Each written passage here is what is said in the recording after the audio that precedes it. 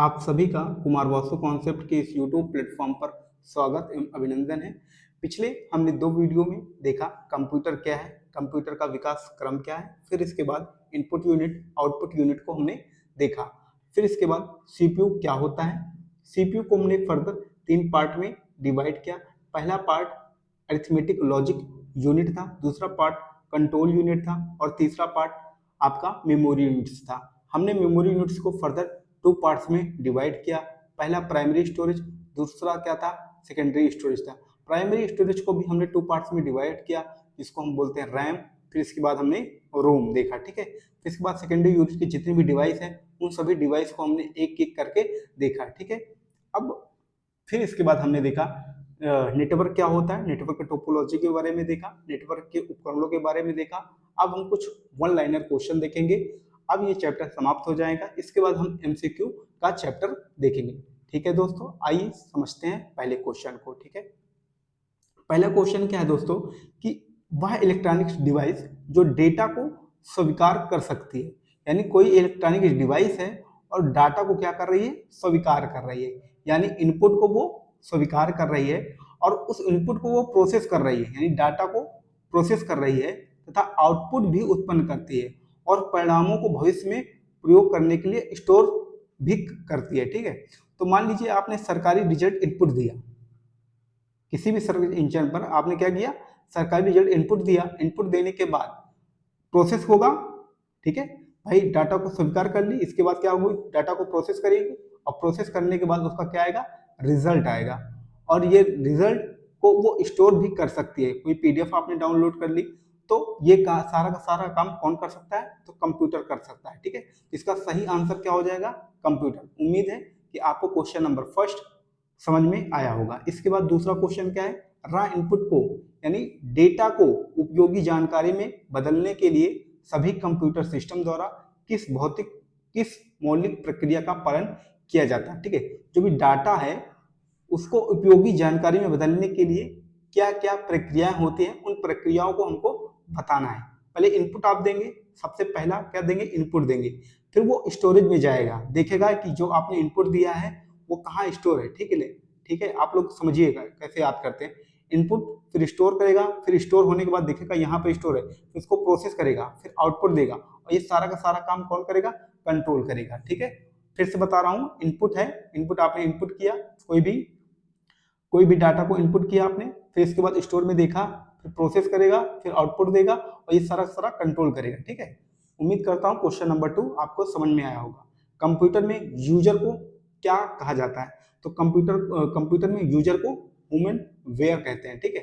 तो ये साधारण सी बात है, आपको अगर मालूम भी नहीं हुआ होगा फिर भी जो है इस क्वेश्चन को आप कर सकते हैं। फिर इसके बाद थर्ड क्वेश्चन क्या है, नेक्स्ट क्वेश्चन क्या है, प्रोग्राम के निर्देशों को बाइनरी में दर्शाया गया। अब प्रोग्राम के निर्देशों को, इसका मतलब क्या होगा, सेट ऑफ रूल्स, प्रोग्राम के निर्देशों को बाइनरी में दर्शाया गया। कोई भी सेट ऑफ रूल्स है उसको बाइनरी में दर्शाया गया यानी 0 और 1 के फॉर्म में। यानी कहने का तात्पर्य इतना है कि प्रोग्राम के निर्देशों को बाइनरी में दर्शाया गया, यानी इसका एक लाइन में मतलब है डाटा, ठीक है। क्या इसका मतलब है, डाटा। प्रोग्राम के निर्देशों को बाइनरी में दर्शाया गया यानी डाटा को दर्शाया गया और संग्रहित किया गया। तो डाटा को कहाँ संग्रहित किया जाता है, मेमोरी यूनिट्स में, मेमोरी स्टोरेज में। तो इसका सही आंसर क्या हो जाएगा, मेमोरी। उम्मीद करता हूं आपको ये क्वेश्चन भी समझ में आया होगा। इसके बाद नेक्स्ट क्वेश्चन क्या, किस सीपीयू रजिस्टर का उपयोग डेटा और एलयू द्वारा उत्पन्न किए गए मध्यवर्ती परिणामों को संग्रहित करने के लिए किया जाता है, तो एक्यूमुलेटर है, ठीक है। एक्यूमुलेटर है, ठीक है। तो ये एक्यूमुलेटर क्या करता है, सीपीयू रजिस्टर का उपयोग करके, सीपीयू में रजिस्टर भी क्या होता है, एक प्रकार का मेमोरी स्टोरेज होता है, ठीक है। रजिस्टर का उपयोग करके डेटा और एलयू द्वारा उत्पन्न किए गए मध्यवर्ती परिणामों को संग्रहित करने के लिए प्रयोग किया जाता है एक्यूमुलेटर, ठीक है।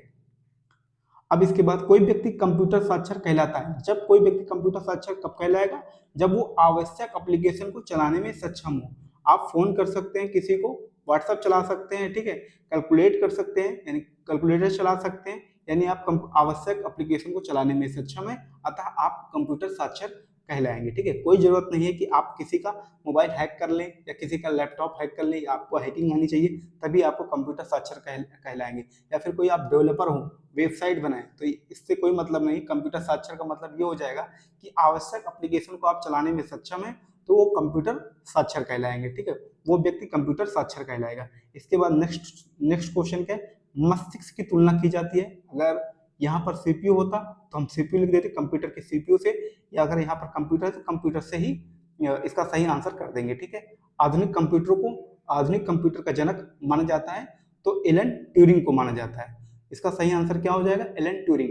अब ऐसा ये क्वेश्चन है, इसको आपको याद ही करना पड़ेगा, इसका और कोई तरीका नहीं है कि आधुनिक कंप्यूटर का जनक किसे माना जाता है, एलन ट्यूरिंग को। आप इसको नोट करते सकते हैं अपनी नोटबुक में। ठीक है, या फिर पूछा जाता कंप्यूटर का जनक किसे जानता है, चार्ल्स बेबेज को। अब पूछता मदर ऑफ कंप्यूटर, तो लेडी अगस्ता इसका सही आंसर हो जाता है। इसके बाद क्या है, एक डैश दिखाता है कि कैसे परिचालन विशेषताओं को एक साथ जोड़ा जाता है और कंप्यूटर को साकार करने में योगदान देता है। तो परिचालन विशेषताओं को एक साथ जोड़ा जाता है, यानी जो भी जितने भी कंप्यूटर के हार्डवेयर होते हैं उनको जोड़ा जाता है। तो ये सारा का सारा काम कहाँ होता है, कंप्यूटर ऑर्गेनाइजेशन में होता है। ठीक है, कहाँ होता है भैया, कंप्यूटर ऑर्गेनाइजेशन में होता है। एक कंप्यूटर सिस्टम की वैचारिक डिजाइन और मौलिक परिचालन संरचना कौन है, कंप्यूटर आर्किटेक्चर। कंप्यूटर आर्किटेक्चर क्या करता है, उसको बताता है कि डिजाइन करने का काम करता है कंप्यूटर आर्किटेक्चर। ठीक है, वैचारिक डिजाइन और मौलिक परिचालन करने के लिए कौन जिम्मेदार है, कंप्यूटर आर्किटेक्चर। इसके बाद नेक्स्ट क्वेश्चन क्या है, BIOS का पूर्ण रूप क्या है, बेसिक इनपुट आउटपुट सिस्टम। ठीक है, इसका पूर्ण रूप, इसका फुल फॉर्म क्या होता है, बेसिक इनपुट आउटपुट सिस्टम। ये क्वेश्चन बार बार पूछा जाता है, ये इंपॉर्टेंट है, BIOS। ठीक है, basic input output system. Computer process द्वारा इंफॉर्मेशन में परिवर्तित किया जाता है, तो डेटा को परिवर्तित किया जाता है, किसको, डेटा को परिवर्तित किया जाता है, यानी डाटा को परिवर्तित किया जाता है। कंप्यूटर प्रोसेस द्वारा इंफॉर्मेशन में परिवर्तित किया जाता है, तो डेटा को परिवर्तित किया जाता है। फिर इसके बाद कंप्यूटर में डेटा कहाँ जाता है, तो कहाँ जाएगा डेटा, दी गई सूचनाओं को। ठीक है, दी गई सूचनाओं को, सॉरी, कंप्यूटर में डेटा कहाँ जाता है, कंप्यूटर में जो डेटा को कहा जाता है वो क्या कहा जाता है, दी गई सूचना। ठीक है, दी गई सूचना। अब ये ऑप्शन में होगा तो ज्यादा बेहतर समझ में आएगा। ठीक है, कंप्यूटर चिप्स के निर्माण में किस पदार्थ का प्रयोग होता है, तो सेमीकंडक्टर, और सेमीकंडक्टर वगैरह सिलिकॉन वगैरह की बनी होती है।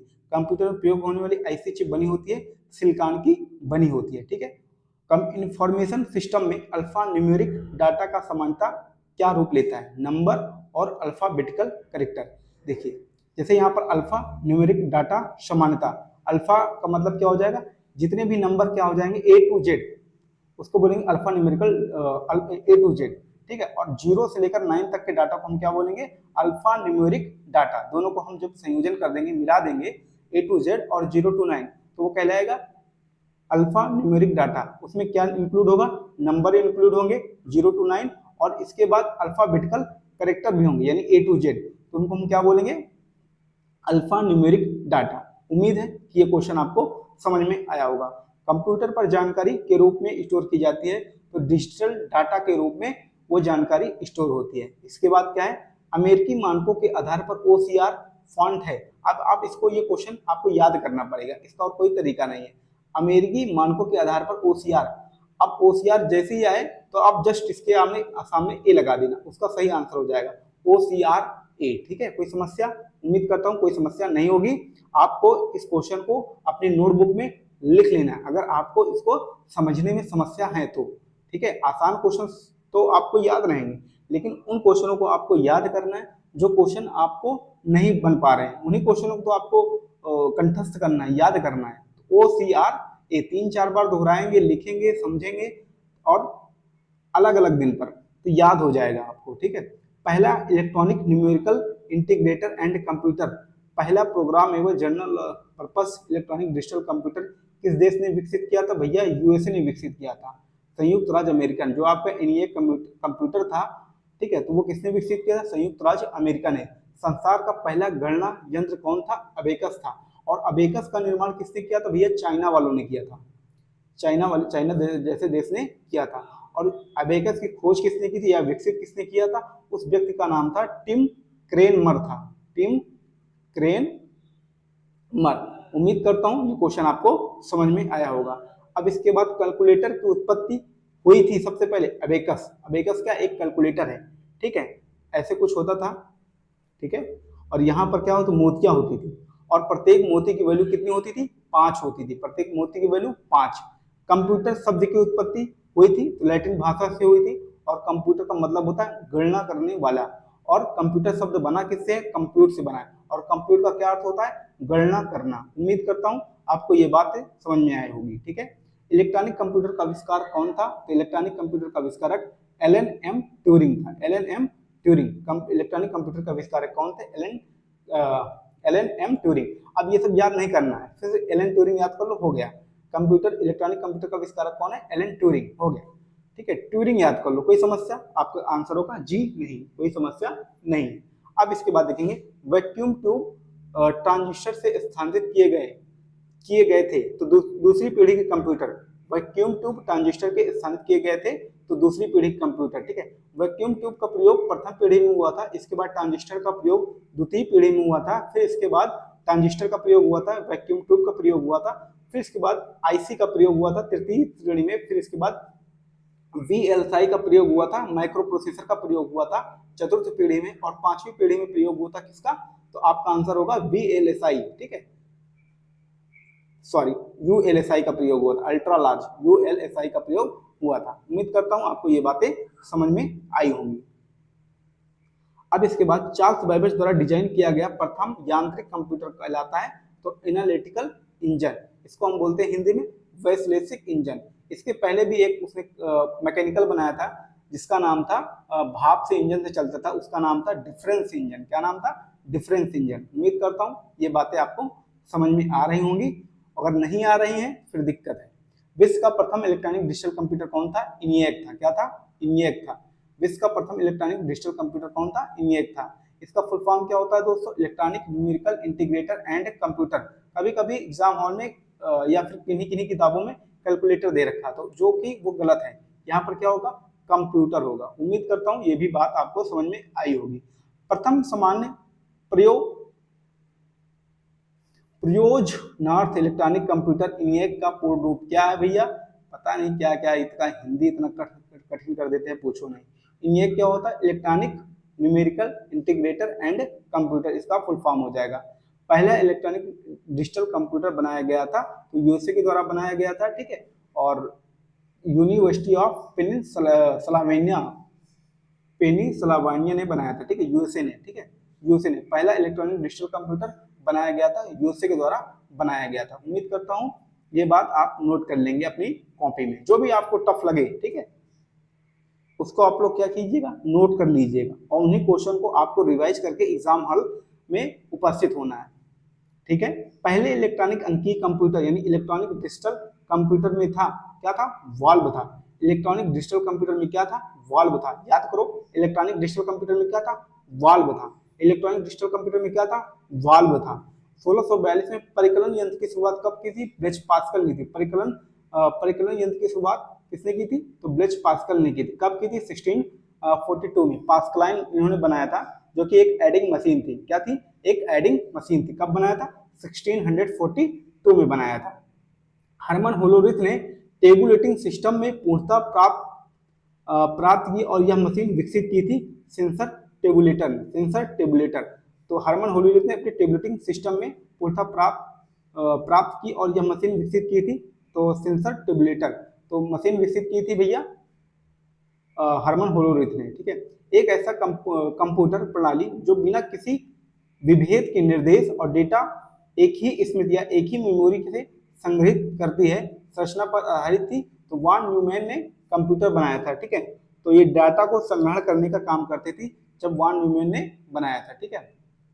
इडवैक वाणिज्यिक उपयोग के लिए उपलब्ध कराया गया पहला कंप्यूटर कौन था, तो आपका सही आंसर यूनिवैक हो जाएगा, यूनिवर्सल ऑटोमेटिक कंप्यूटर, यूनिवैक, ठीक है। इसका मतलब यूनिवर्सल ऑटोमेटिक कंप्यूटर, इसका फुल फॉर्म होता है यूनिवर्सल ऑटोमेटिक कंप्यूटर। 3-4 बार आप इसको क्या करेंगे, बोलेंगे तो ऑटोमेटिक आपको याद हो जाएगा, ठीक है। प्रथम डिजिटल इलेक्ट्रॉनिक कंप्यूटर के संबंध में एबीसी का पूर्ण रूप क्या है, Atanasoff Berry computer, Atanasoff Berry computer. प्रथम डिजिटल इलेक्ट्रॉनिक कंप्यूटर के संबंध में एबीसी का पूर्ण रूप क्या है। यानी एबीसी का फुल फॉर्म पूछ रहा है, दुनिया भर की चीजें पढ़ने की जरूरत नहीं है, एबीसी का फुल फॉर्म पूछा है, Atanasoff Berry computer, Atanasoff Berry computer, Atanasoff Berry computer, Atanasoff Berry computer. ABC का full form Atanasoff Berry computer. UNIVAC का full form universal automatic computer. ठीक है, किसने संग्रहित कार्यक्रम की अवधारणा वान न्यूमैन ने दिया था, किसने दिया था, वान न्यूमैन। अभी हमने 2 क्वेश्चन पहले पढ़ा था। भारत का पहला कंप्यूटर स्थापित किया गया तो भैया कहाँ, कलकत्ता में स्थापित किया गया, भारतीय सांख्यिकी संस्थान। समेकित परिपथ यानी इंटीग्रेटेड सर्किट कंप्यूटर की किस पीढ़ी से संबंध है, तीसरी पीढ़ी में। ठीक है, पहली पीढ़ी में वैक्यूम ट्यूब, दूसरी पीढ़ी में ट्रांजिस्टर, तीसरी पीढ़ी में आपका इंटीग्रेटेड सर्किट। अगर कोई हिंदी आपको न समझ में आ रही हो आपके पेपर में, एग्जाम हॉल में, तो उसको तुरंत इंग्लिश में कन्वर्ट कीजिए और समझिए कि क्या पूछ रहा है। क्या हो सकता है आपको आ रहा हो, लेकिन हिंदी में इतना कठिन हिंदी दे दिया कि आप समझ भी ना पा रहे हो। तो इंटीग्रेटेड सर्किट किस पीढ़ी में प्रयोग होता है, तो तीसरी पीढ़ी में प्रयोग होता है। ठीक है, पहली पीढ़ी में वैक्यूम ट्यूब, दूसरी पीढ़ी में क्या होता है भैया, ट्रांजिस्टर, तीसरी पीढ़ी में आईसी, फिर चतुर्थी पीढ़ी में वीएलएसआई, वीएलएसआई या फिर यूएलएसआई। ठीक है, सॉरी यूएलएसआई बोल रहे हैं, माइक्रो प्रोसेसर। और यूएलएसआई पांचवी पीढ़ी में प्रयोग होती थी। ठीक है, उम्मीद करता हूं ये बात आपको समझ में आई होगी। 1965 से लेकर 1975 का युग था, युग क्या था, कंप्यूटर की तृतीय पीढ़ी थी।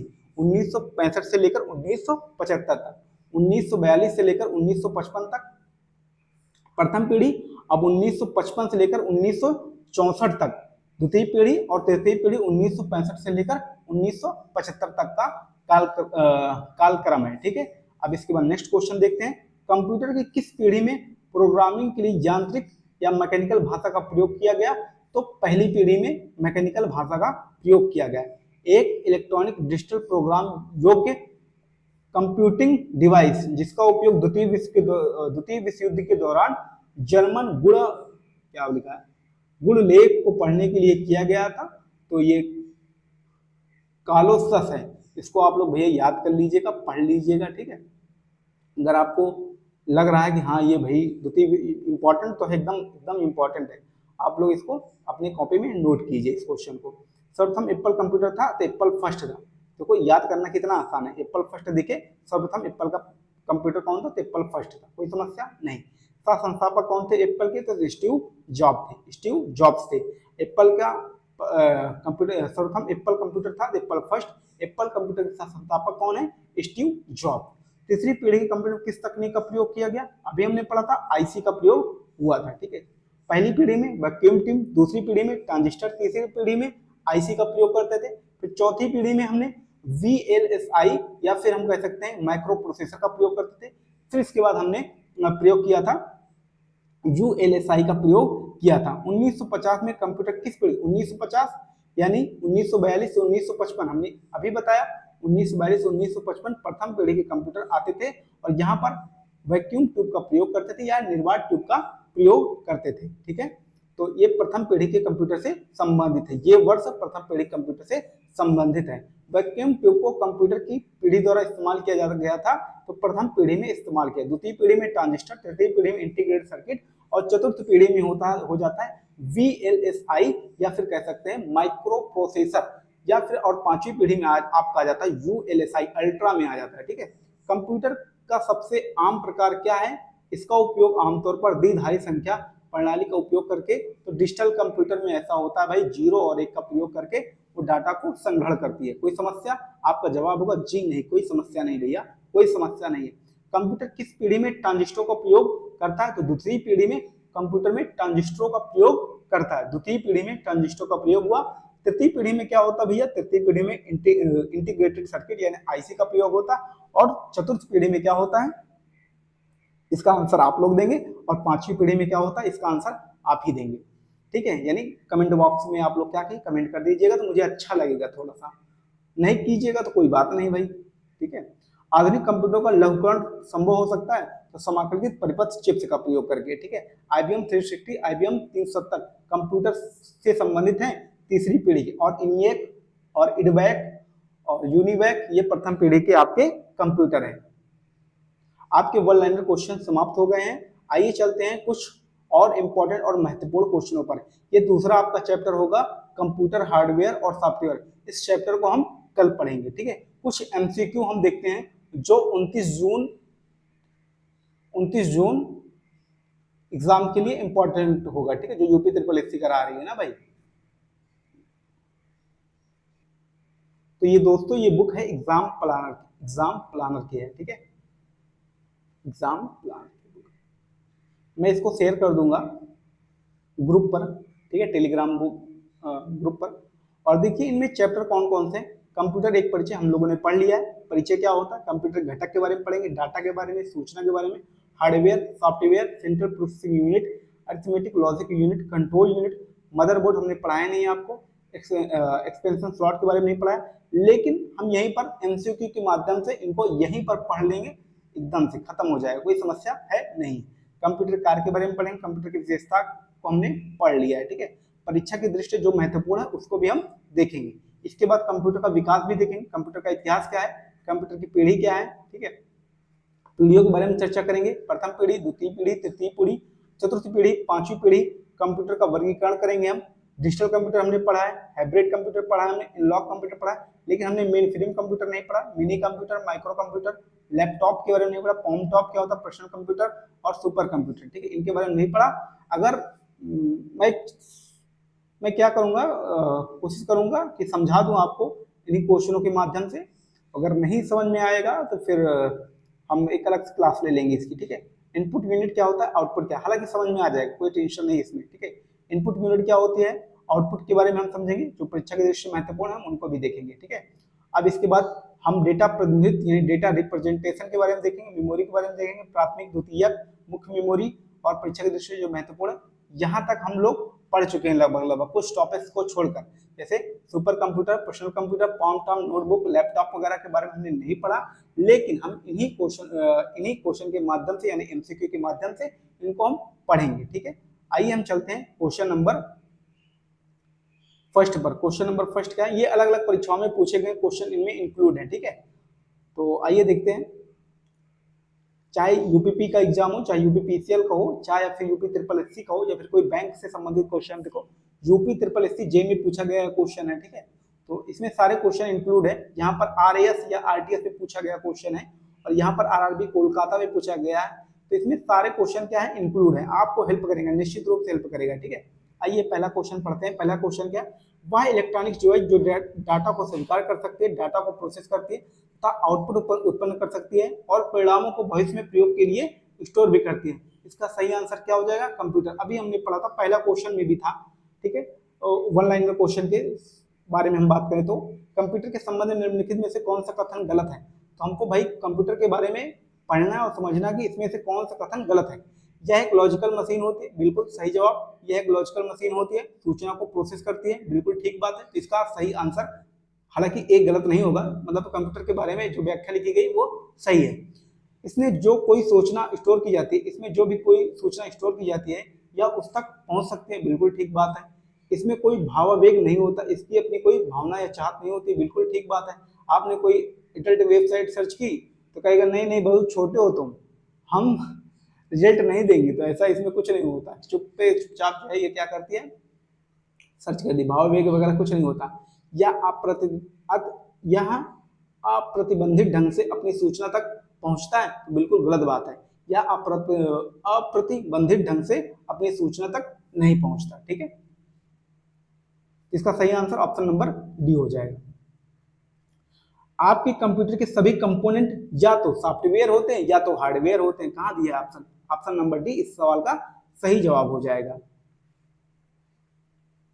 अब इसके बाद बात करें कंप्यूटर के मुख्य भाग कितने होते हैं, तो 0 और 6 भाग होते हैं। कितने होते हैं, 0 6 यानी 6 भाग होते हैं। कितने भाग होते हैं, 6 भाग होते हैं। उनको याद कैसे करेंगे, पहले याद कर लो, इनपुट यूनिट, आउटपुट यूनिट, दो चीज याद हो गया, सीपीयू याद हो गया आपको, मेमोरी यूनिट याद हो गया, सेकेंडरी स्टोरेज और कम्युनिकेशन डिवाइस, ये 6 पार्ट होते हैं, ठीक। कंप्यूटर के मुख्य भाग कौन कौन से होते हैं, तो 6 भाग होते हैं। यूपी ट्रिपल एससी जेईई 2016 में पूछा गया ये क्वेश्चन है। फिर देखते हैं निम्नलिखित में से कौन सा पद कंप्यूटर संबंधित नहीं है, तो सीपीयू आपका संबंधित होता है, हार्ड डिस्क भी है, ठीक है, मदरबोर्ड भी होता है, लेकिन एरिथ्रोसाइट्स ये संबंधित नहीं है कंप्यूटर से। ऑप्शन नंबर डी आपका सही जवाब हो जाएगा।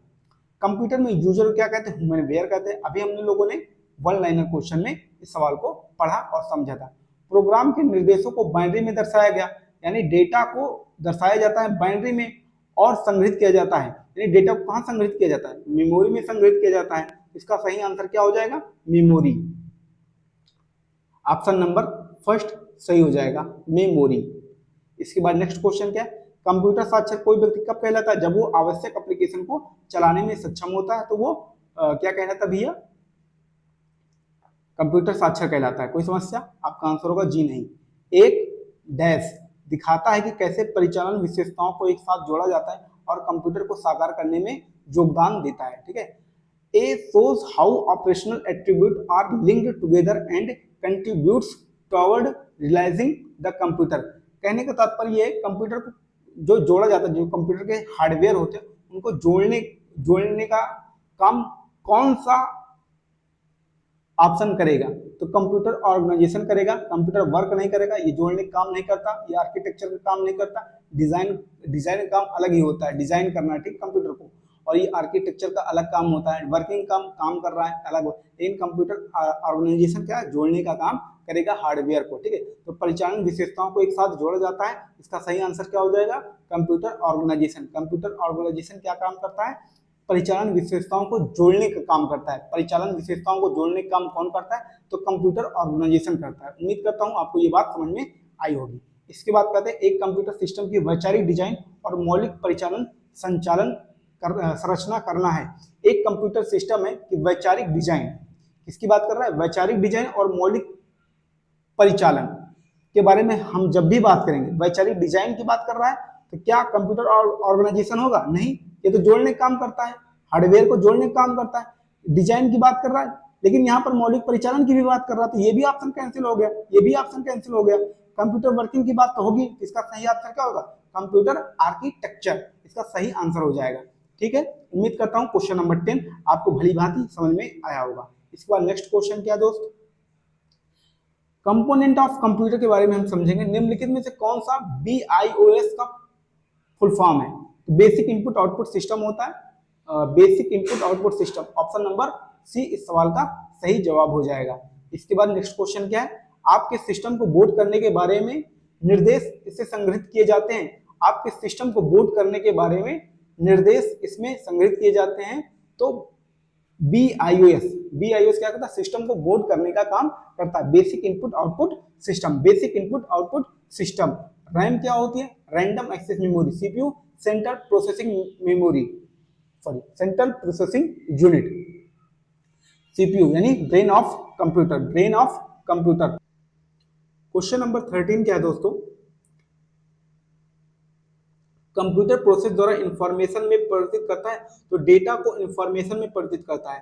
डेटा को किसमें परिवर्तित करता है, तो इंफॉर्मेशन में। कंप्यूटर प्रोसेस द्वारा इंफॉर्मेशन में परिवर्तित करता है, तो डेटा को इंफॉर्मेशन में परिवर्तित करने का काम करता है। ठीक है, कंप्यूटर में डेटा किसे कहा जाता है, तो डेटा किसे कहा जाता है, दी गई सूचना को डेटा कहा जाता है। क्या संख्या को, नहीं, चिन्ह को नहीं, चिन्ह व संख्यात्मक सूचना को। आपका आंसर होगा जी नहीं। इसके बाद बात करते हैं नेक्स्ट क्वेश्चन की। नेक्स्ट क्वेश्चन क्या है, कंप्यूटर चिप्स के निर्माण में किस पदार्थ का प्रयोग किया जाता है, तो कंप्यूटर के चिप्स निर्माण के लिए हम सेमीकंडक्टर का प्रयोग करते हैं, सिलिकॉन वगैरह का प्रयोग करते हैं। ठीक है, उम्मीद करता हूं समझ में आ रहा होगा। निम्नलिखित में से कौन सी चौथी पीढ़ी की प्रोग्रामिंग भाषा है, SQL, स्ट्रक्चर्ड क्वेरी लैंग्वेज। इसका फुल फॉर्म भी कभी कभी पूछ लेता है छोटे मोटे एग्जामों में, हो सकता है आप ही एग्जाम में पूछ ले। ठीक है, SQL का फुल फॉर्म, तो SQL का फुल फॉर्म क्या होता है दोस्तों, structured query language, structured query language, structured query language. 3-4 बार आप इसको दोहराएंगे अलग अलग टाइम पर तो याद हो जाएगा।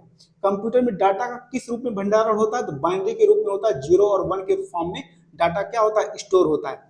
अपूर्ण तथ्य यानी डाटा की बात कर रहा है, डाटा क्या होता है, एक अपूर्ण तथ्य होता है। डाटा क्या होता है, एक अपूर्ण तथ्य होता है। ऑप्शन नंबर बी इसका सही जवाब हो जाएगा। डाटा अपूर्ण तथ्य को बताता है, जबकि इंफॉर्मेशन डाटा को अर्थपूर्ण बना देता है, अर्थपूर्ण बना देता है। उम्मीद करता हूं ये बात आपको समझ में आई होगी। अपूर्ण तथ्यों का प्रतिनिधित्व करता है, अपूर्ण तथ्यों का प्रतिनिधित्व करता है, कौन प्रतिनिधित्व करता है, तो डाटा प्रतिनिधित्व करता है अपूर्ण तथ्यों का, यानी रॉ फैक्ट्स का। ठीक है, और सार्थक आंकड़ों का प्रतिनिधित्व कौन करता है? तो इंफॉर्मेशन। तो इसका क्रम क्या होगा? डाटा और information. Option number A wrong हो जाएगा। इसके बाद नेक्स्ट ऑप्शन क्या है? इंफॉर्मेशन और बिट्स रॉन्ग, रिकॉर्ड्स और बाइट्स रॉन्ग, डाटा और इंफॉर्मेशन इसका सही जवाब हो जाएगा। इसके बाद हम देखते हैं क्वेश्चन नंबर 20 क्या है? इंफॉर्मेशन सिस्टम में अल्फा न्यूमेरिक डाटा समानता क्या रूप लेता है? तो भाई इंफॉर्मेशन सिस्टम में अल्फा न्यूमेरिक डाटा समानता क्या रूप लेता है? इसका सही जवाब क्या हो जाएगा? भाई नंबर और अल्फाबेटिकल कैरेक्टर। इसके बारे में हमने चर्चा की थी, ठीक है। नॉन न्यूमेरिक डाटा का उदाहरण कौन सा है? नॉन न्यूमेरिक डाटा का, जिसमें न्यूमेरिक यानी 0 to 9 का प्रयोग नहीं होता है। हमको कर्मचारी का पता, बिल्कुल कहते हैं 71 ए में इनका घर है भैया, तो कर्मचारी के पता में क्या न्यूमेरिक डाटा का प्रयोग होता है? परीक्षा के अंक में तो बिल्कुल होता है, बैंक शेष में भी होता है, उपरोक्त तो सभी में होता है। इनमें से कोई नहीं इस सवाल का सही आंसर हो जाएगा। नेक्स्ट क्वेश्चन क्या है? कंप्यूटर पर जानकारी के रूप में स्टोर की जाती है। तो कंप्यूटर पर जानकारी डिजिटल डाटा के रूप में स्टोर की जाती है, ठीक है, या फिर डाटा के रूप में स्टोर की जाती है। इसको हम बोल सकते हैं बाइनरी डाटा के रूप में स्टोर की जाती है। कोई समस्या? आपका आंसर होगा जी नहीं, कोई समस्या नहीं। इसके बाद नेक्स्ट क्वेश्चन क्या है? एक संगणक घटकों के बारे में निम्नलिखित कथनों पर विचार कीजिए। अब संगणक हिंदी नाम है किसका? कंप्यूटर का। आइए समझते हैं ऑप्शंस को। इसमें 4 ऑप्शन दिए गए हैं, आइए एक एक करके पढ़ते हैं। आगत इकाई, इनपुट यूनिट, इंग्लिश में पढ़ते हैं, इनपुट यूनिट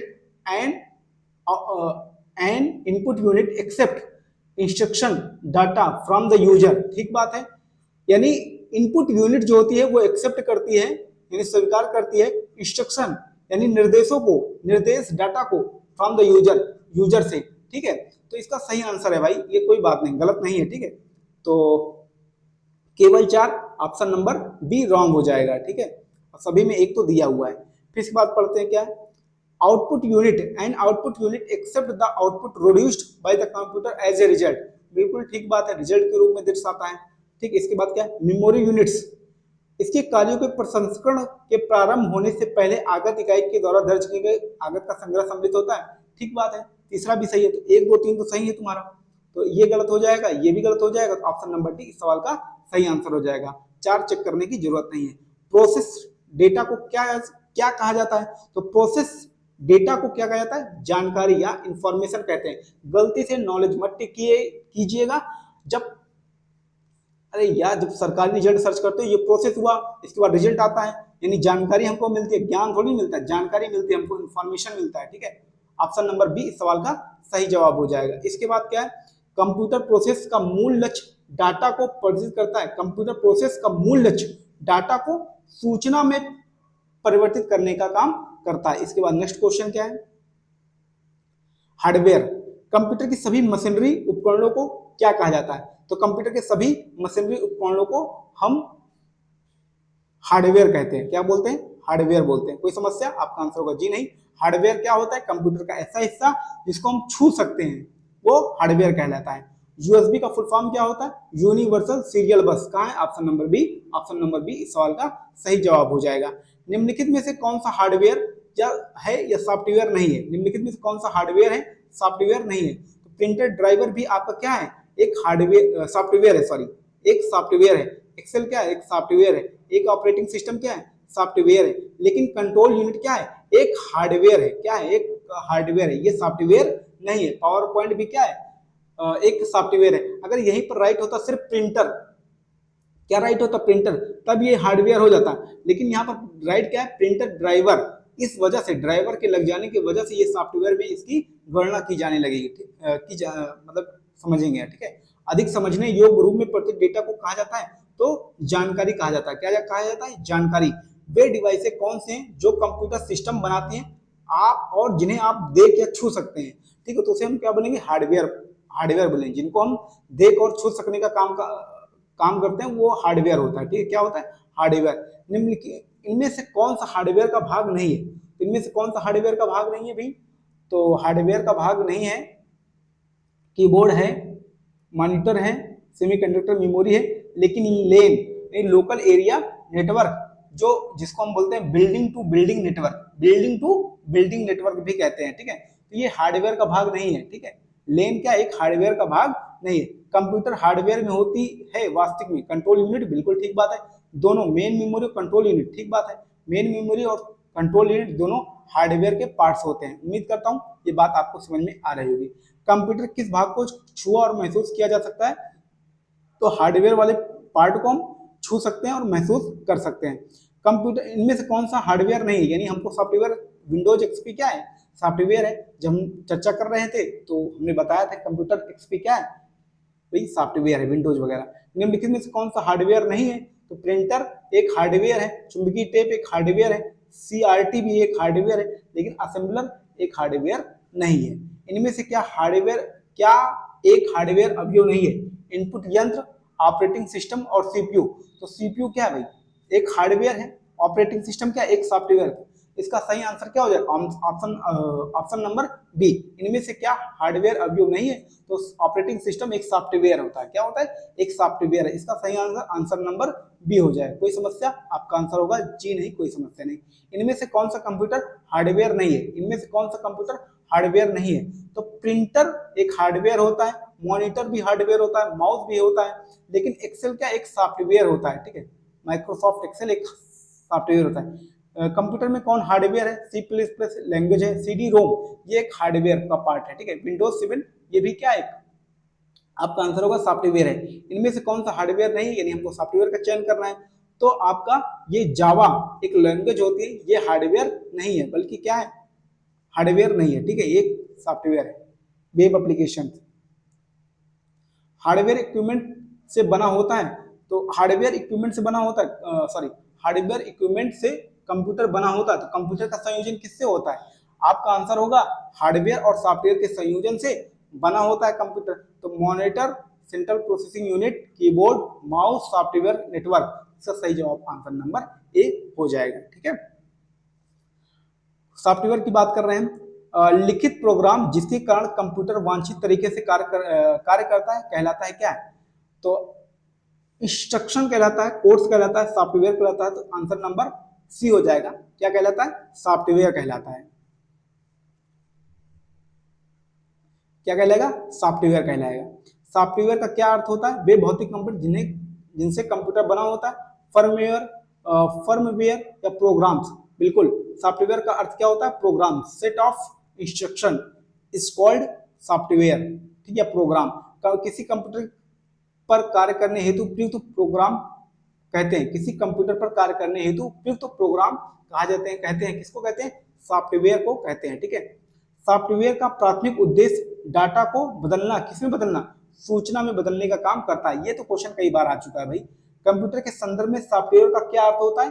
सॉफ्टवेयर का क्या अर्थ होता है भैया? Computer program. हमने कई बार इसको पढ़ लिया, कंप्यूटर प्रोग्राम। कंप्यूटर सॉफ्टवेयर का एक उदाहरण है सीपीयू। क्या एक हार्डवेयर है? मॉनिटर क्या है? सॉरी, हाँ, एक हार्डवेयर है, मॉनिटर भी है। कंपैक्ट डिस्क, माइक्रोसॉफ्ट ऑफिस क्या है? एक सॉफ्टवेयर का एग्जांपल है। उम्मीद करता हूँ समझ में आ रहा होगा। कंप्यूटर चलाने के लिए यूज किया जाने वाला डाटा या सूचना कहलाता है। तो यूज किया जाने वाला डाटा या कंप्यूटर चलाने के लिए यूज किया जाने वाला डाटा या सूचना कहलाता है सॉफ्टवेयर कहलाता है। ठीक है, set of rules is called programme.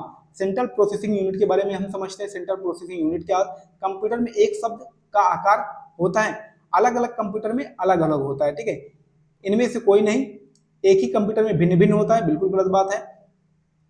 एक कंप्यूटर में निश्चित होता है, लेकिन विभिन्न कंप्यूटर में भिन्न भिन्न होता है। ठीक है, ऑप्शन नंबर डी इस सवाल का सही जवाब हो जाएगा। सीपीयू के घटक होते हैं रैम और रोम। ठीक बात है। ठीक है, एएलयू और कंट्रोल यूनिट। अगर हम सीपीयू के घटक की बात करें, ये मेमोरी यूनिट्स होते हैं। क्या होते हैं? मेमोरी यूनिट्स होते हैं। ये मेमोरी यूनिट्स, ये गड़बड़ हो जाएगा। ठीक है, एएलयू और मेमोरी हो सकता है, एएलयू और रजिस्टर नहीं, एएलयू और कंट्रोल यूनिट। इसका सही आंसर क्या हो जाएगा? एएलयू और कंट्रोल यूनिट। सीपीयू के मुख्य घटक क्या होंगे? एएलयू और कंट्रोल यूनिट। अगर ये आंसर मिलना होता तो आप इस आंसर को भी टिक करने में कोई गुरेज नहीं था। उम्मीद करता हूं समझ में आ रहा होगा। कंप्यूटर में सेंट्रल प्रोसेसिंग यूनिट के अंतर्गत आते हैं। तो सेंट्रल प्रोसेसिंग यूनिट के अंतर्गत आते हैं input device, output device, memory, store, arithmetic logic unit और कंट्रोल यूनिट। तो स्टोर का मतलब क्या होता है भाई? डाटा स्टोर करने का काम कौन करता है? मेमोरी यूनिट्स या स्टोरेज डिवाइस। तो इसका सही आंसर क्या हो जाएगा? Option number D. सीपीयू के 3 घटक होते हैं, हमने आपको बताया था कौन कौन से? अरिथमेटिक लॉजिक यूनिट बताया था, लॉजिकल यूनिट बताया था और कंट्रोल यूनिट बताया था। उम्मीद करता हूं ये बात आपको समझ में आई होगी। कंप्यूटर कौन सा हिस्सा डाटा को प्रोसेसिंग के लिए जिम्मेदार होता है? कंप्यूटर का ऐसा हिस्सा सीपीयू होता है जिम्मेदार। कौन होता है? सीपीयू होता है जिम्मेदार। डाटा को प्रोसेस करने का काम कौन करता है? तो सीपीयू करता है। ठीक है दोस्तों, सीपीयू का पूर्ण रूप क्या होता है, फुल फॉर्म क्या होता है? सेंट्रल प्रोसेसिंग यूनिट होता है, या ब्रेन ऑफ कंप्यूटर भी कह सकते हैं।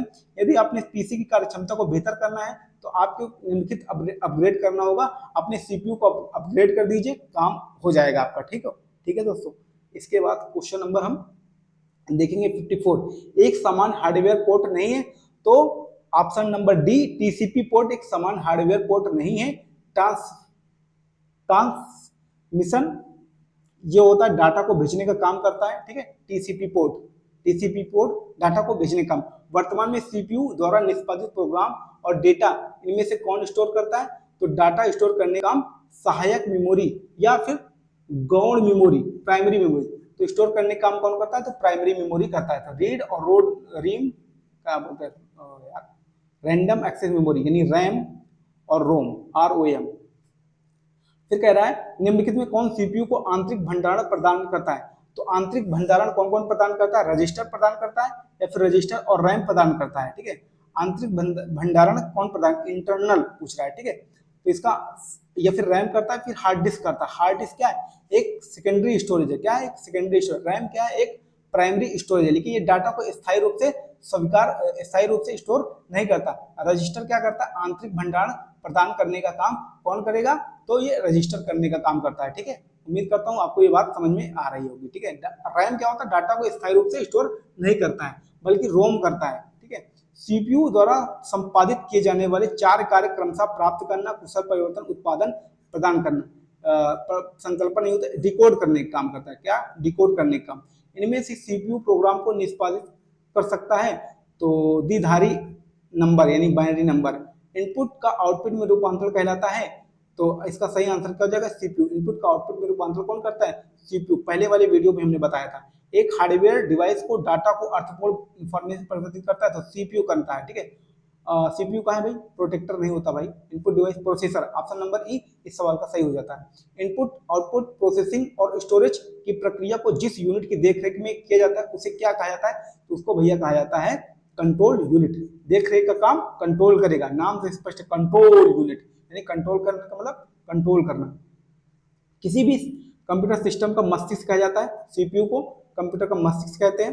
Port digital cam cards, hard drives, अरे यार इसमें क्या आ जाएगा? सीरियल आ जाएगा। ठीक है, संयोजित करने के लिए फाइलों को स्थान पर नहीं उपयोग होता, इसको पढ़ लेना। इसमें क्या आएगा? श्रेणी आएगा। ठीक है, बहुत गर्मी है दोस्तों। डेटा प्रोसेसिंग चक्र के चरणों का सही क्रम पहचाने। ठीक है, पहले इनपुट होगा, आउटपुट में जाएगा, गलत बात है। इनपुट जाएगा, प्रोसेस होगा, स्टोरेज में जाएगा, फिर आउटपुट आएगा। ठीक है, गड़बड़ है। फिर इसके बाद देखो प्रोसेसिंग जाएगा, नहीं प्रोसेसिंग तो होता ही नहीं, ऑप्शन नंबर डी सही हो जाएगा, पढ़ने की जरूरत है नहीं। इसके बाद सीपीयू का कौन सा घटक सिस्टम को सीधे एग्जीक्यूट करने के लिए जिम्मेदार है? तो सिस्टम को एग्जीक्यूट करने के लिए कौन जिम्मेदार है भाई? कंट्रोल यूनिट जिम्मेदार है। कौन जिम्मेदार है? Control unit. Option number B इस सवाल का सही जवाब होगा। इसके बाद कंप्यूटर का दिमाग कहा जाता है, तो सीपीयू को कंप्यूटर का मस्तिष्क कहा जाता है। कंप्यूटर का दिमाग सीपीयू को कहा जाता है। फिर कह रहा है कि निम्न में से कंप्यूटर का मस्तिष्क कौन सा है? तो निम्न में से कंप्यूटर का मस्तिष्क सीपीयू है, यानी सेंट्रल प्रोसेसिंग यूनिट। कंप्यूटर का मस्तिष्क सीपीयू कहाँ है? आंसर नंबर ए सही जवाब हो जाएगा। कंप्यूटर के कार्य करने की गति को निम्न मात्रक से मापा जाता है, तो मेगा हर्ट्ज से मापा जाता है। मेगा हर्ट्ज से, याद कर लीजिएगा, पेपर में पूछा था। माइक्रो प्रोसेसर की घड़ी आवृत्ति मापी जाती है, तो MIPS में नहीं बल्कि मेगा हर्ट्ज में मापी जाती है। ठीक है, अभी हमने डिस्कस किया था, मेगा हर्ट्ज में मापी जाती है। इसके बाद नेक्स्ट क्वेश्चन क्या है? कह रहा सीपीयू की गति को नहीं दर्शाता है, तो हर्ट्ज में ये फ्रॉम्स MIPS दर्शाता है, लेकिन बाइट नहीं दर्शाता। बाइट स्टोरेज को बताता है। बाइट क्या? स्टोरेज को बताता है।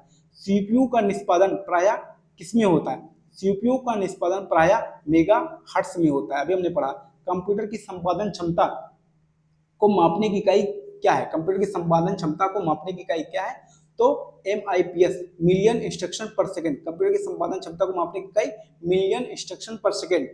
फुल फॉर्म वगैरह भी याद कर लेना, क्योंकि पूछा जाता है पेपर में। कंप्यूटर के प्रोसेसर की गति को निम्नलिखित में से किससे मापा जाता है?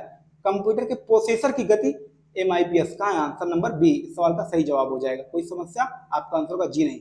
आपको पता है MIPS क्या होता है? एक इलेक्ट्रॉनिक डिवाइस जो डेटा को फॉर्मेट में बदलते हुए प्रोसेस करता है। तो कंप्यूटर, यहाँ पर प्रोसेसर भी दिया हुआ है, ठीक है। तो हालांकि इलेक्ट्रॉनिक डिवाइस जो डेटा को इन्फॉर्मेशन बदलते हुए प्रोसेस करता है, तो हालांकि वो प्रोसेसर ही होता है। लेकिन आइए देखते हैं इसका सही आंसर क्या हो जाएगा। इसका आंसर क्या होगा? प्रोसेसर होगा। क्या होगा? प्रोसेसर इसका सही जवाब होगा, क्योंकि प्रोसेसर ही होता है भाई। निम्नलिखित में से क्या सीपीयू का भाग नहीं है? तो मेमोरी यूनिट होता है, arithmetic logic unit, control unit होता है, इनपुट यूनिट नहीं होता है इसका भाग। इसके 3 घटक होते हैं सीपीयू के। इसका फुल फॉर्म क्या होता है आपको पता है? कंप्यूटर की सीपीयू का क्या अर्थ होता है? तो आपको मालूम है, सेंट्रल प्रोसेसिंग। सीपीयू का पूरा नाम क्या होता है? सेंट्रल प्रोसेसिंग यूनिट होता है। सीपीयू का तात्पर्य है सेंट्रल प्रोसेसिंग यूनिट क्या होता है? कंप्यूटर का मस्तिष्क सीपीयू। सीपीयू का पूरा नाम सेंट्रल प्रोसेसिंग यूनिट होता है। कंप्यूटर का वह भाग जो दिमाग की तरह काम करता है, तो आपका आंसर होगा सीपीयू होता है। निम्नलिखित में से कौन सा एक पर्सनल कंप्यूटर का में कंप्यूटिंग करता है? तो कंप्यूटिंग करने का काम सीपीयू करता है। कंप्यूटिंग करने का काम सीपीयू करता है। निम्न में से कौन सी मेमोरी इनपुट आउटपुट डिवाइसेस को नियंत्रित करती है? तो सीपीयू क्या करती है? सबको नियंत्रित करने का काम करती है। कौन सा विकल्प सीपीयू के प्रमुख घटकों को दर्शाता है? तो ये नहीं दर्शाता, ये भी नहीं दर्शाता, ये भी नहीं दर्शाता, ये भी नहीं दर्शाता। इसका में सबसे उचित आंसर क्या होगा? यही है रजिस्टर की। ये भी एक तरह की मेमोरी होती है। तो कंट्रोल यूनिट एलयू इसका सही आंसर क्या हो जाएगा? आंसर नंबर सी इस सवाल का सही जवाब हो जाएगा, ठीक है। कह रहा है निम्नलिखित में से कौन सा सेंट्रल प्रोसेसिंग यूनिट का एक हिस्सा है? तो सेंट्रल प्रोसेसिंग यूनिट कीबोर्ड नहीं है, प्रिंटर नहीं है, माउस नहीं है, क्या है? एलयू है। और कौन सा? कंट्रोल यूनिट है। और कौन सा है? मेमोरी यूनिट है, ठीक है। एक्यूमुलेटर एक समाकलित घटक है, तो किसका है भैया? तो सीपीयू का। एक्यूमुलेटर किसका घटक है? तो सीपीयू घटक है। सेंट्रल प्रोसेसिंग यूनिट का भाग नहीं है, तो अरिथमेटिक लॉजिक यूनिट है, कंट्रोल यूनिट है, रजिस्टर है, ठीक है। लेकिन रैंडम एक्सेस मेमोरी नहीं है, ये इसका भाग नहीं है। कंप्यूटर प्रोसेसर निम्न भाग सम्मिलित होते हैं, सीपीयू और प्रमुख मेमोरी। इसका आंसर नंबर डी हो जाएगा। ये भाग सम्मिलित होते हैं, ठीक है। सीपीयू के 3 भाग होते हैं, आपको मालूम है, कंट्रोल डिस्क ड्राइव और प्रीफल। ये गलत है। एलयू कंट्रोल यूनिट मेमोरी, ये सवाल का सही आंसर हो जाएगा। आंसर नंबर बी इस सवाल का सही जवाब हो जाएगा। अब इसके बाद बात करते हैं रजिस्टर में डाटा लिखने की क्रिया क्या होती है? रजिस्टर में नया डाटा लिखने की क्रिया क्या होती है? तो रजिस्टर की पहली अंतर वस्तु मिटा देती है, फिर इसके बाद दूसरे डाटा को वो क्या करती है? सेव करके रखने का काम करती है, ठीक है। सीपीयू का अनिवार्य संगठक कौन सा है? तो रजिस्टर इसका सही आंसर हो जाएगा, क्योंकि यहाँ पर मेमोरी यूनिट कंट्रोल यूनिट नहीं दिया गया है। प्रोग्राम यानी पीसी रजिस्टर का एक अनिवार्य भाग होता है। इसका आंसर सही जवाब क्या हो जाएगा? Cache memory. कैश मेमोरी सवाल का जवाब सही जवाब हो जाएगा। निम्नलिखित में किस मेमोरी सीपीयू की सीधी पहुंच को एक्सेस करती है? तो सीपीयू की सीधी पहुंच को एक्सेस करती है रैम। रैम सीपीयू की सीधी पहुंच को एक्सेस करने का काम करती है। कौन? रैम। सीपीयू कौन सा भाग एलयू की क्रियाविधि के दौरान अस्थायी रूप से आंकड़ों को संग्रहण करती है? तो आंकड़ों को संग्रहण करती है, तो रजिस्टर। आंसर नंबर सी इस सवाल का सही जवाब हो जाएगा। सॉरी दोस्तों, निम्नलिखित में कौन सा विकल्प सीपीयू मेमोरी में शामिल है? तो सीपीयू मेमोरी में क्या क्या शामिल है भैया? सेकेंडरी मेमोरी शामिल है, तो आपका आंसर होगा जी नहीं, ठीक है। Only scratch pad memory and cache memory. तो कैश मेमोरी यहाँ पर है, तो आंसर नंबर इस सवाल का सही जवाब हो जाएगा। कार्यक्रम काउंटर पीसी रजिस्टर भाग होता है, किसका भाग होता है? तो निष्पादित होने वाले अगले अनुदेश का पता, ठीक है।